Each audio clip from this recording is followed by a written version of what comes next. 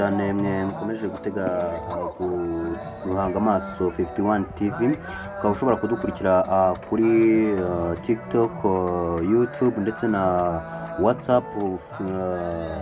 Ushobora no kudusanga kuri Vidiment, ukadusangaho rero ugakurikirana ibiganiro biba biri gucaho video ndetse n'indirimbo zigenda zitambukaho, ndetse tubagezaho n'ibiganiro bigiye bitandukanye hirya no hino ibyo tugenda tubona. Turi kumwe n'umuproducer umaze kumenyekana, n'umuproducer twatunguye muri kano ka mwanya. No mu producer witwa Bikoko, akaba ari umuproducer umaze kumenyekana hirya no hino. Reka tumwegere tumubaze icyo ari gutekereza ndetse icyo arimo gukora. Bikoko, uri umuproducer, kuri wowe urumva kuba umuproducer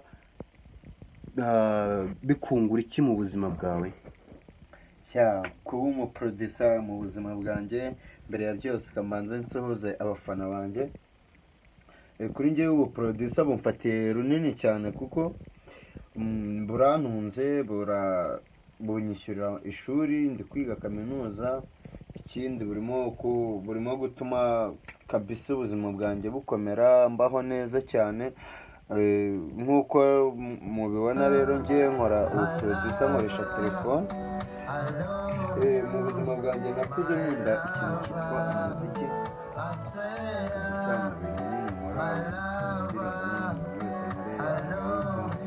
Ari ibintu kabisa bindimo.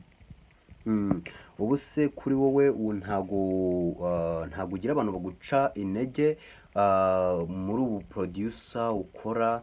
Numvishije hari indirimbo yitwa Biranjena yamamaye cyane, nabonye ifite views nyinshi cyane. Iyo ndirimbo numvishe ari wowe wayikoze, nibyo koko? Yes, indirimbo ni njyewe nayikoze, ndetse n'izindi zose zigiye ziri kuri iriya channel zose ni njyewe nazikoze. N'amafilimi bagenda babona byose biri guturuka muri Bikoko Sound Studio, byose birimo gukorerwa muri Bikoko Sound Studio.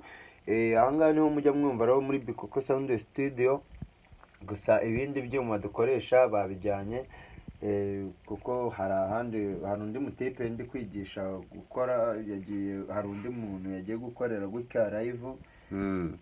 Niyo mpamvu rero ureba nyine unsanganye utungutu dukeya, kuko nanjye impamvu ntagiyeyo, hari umutipe nari mfitanye projet nawe ari buze kundeba. Ubwo rero nyine nari mfite n'indirimbo nakoranye nawe, bamwita Emi. Ni indirimbo twakoranye, ubu ngubu tugiye kuyisohora mu nyuma y'iminsi mike cyane. Nari nanze rero kuva hano nyine atari yaza, ubwo rero mu gihe nyimutegereje nyine, niyo mpamvu ubona nta hantu ndajya. Mr. Emi, uwo muntu uri kwigisha ni umuhanzi cyangwa ni umuproducer n'ubundi uri kwigisha ubuhanzi? Uwo mutipe uwo ndi kwigisha ntago ari we witwa Emi. Witwa Emi ni uwo dufitanye projet, n'uwo dufitanye indirimbo nyine. Yego.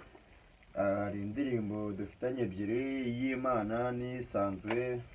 Isanzwe mu bigaragara imaze kugeramo hagati, iri hafi kurangira kabisa. Yego. Iyindi rero y'Imana yo nshobora kuba twamaze kuyirekodinga, ntabwo turayikora, ariko nyuma y'iminsi mike cyane turabaha indirimbo kabisa ziryoshye. 51 TV iraza kubazanira ibintu bitwika kabisa, nyine mubona yuko nyine ari ibintu biri kubasha. Tubabwira yuko noneho imiziki yacijemo imyimerere. Yego. Producer, ushobora kuba uri n'umuhanzi cyangwa ni ugukora ubuproducer gusa? Nkora ubuproducer, nkakora n'ubuhanzi, ariko ibintu njya niyumvamo cyane ni iby'ubuproducer. Hari indirimbo ujya wenda ushobora kuba warasohoye, sinzi kuko ntabwo njya nkunda gukurikirana ibiganiro byawe kuko akazi kenshi cyane. Nta ndirimbo waba warakoze ishobora kuba ari iyawe ku giti cyawe ngo dukubitireho gake cyane? Indirimbo ndayifite, si imwe se ebyiri. Mfite indirimbo nyinshi, ari niyo namerutse gusohora, ariyo iheruka gusohoka kuri 51 TV. ni indirimbo nakoreye umusaza wacu dukunda cyane, umubyeyi arakarama aragahoraho, Imana irakamuhozaho ibyishimo nk'uko nabimusabiye, Imana iragahora ituma abona ibyishimo. Bamwita Perezida Paul Kagame. Ni umusaza kabisa, nanjye nk'urubyiruko, dore ngeze mu myaka 20, ariko ibintu nyine yagiye akora nanjye birimo kungeraho, birimo ingaruka zabyo nyine z'umunezero. yego Umuntu buriya hari ingaruka nyinshi, hari ingaruka mbi, hari ingaruka nziza, hari ingaruka z'ibyishimo n'ingaruka z'umubabaro, ariko njye ingaruka ziri kongeraho n'iz'ibyishimo kabisa. Ni umusaza arakarama, ni umubyeyi. Namukoreye indirimbo bayita Tumutore Kagame by Juda Muzi. okay. Waturirimbiraho gakeya niba atari ibanga? Okay, nabaririmbira na Ariage. Yes.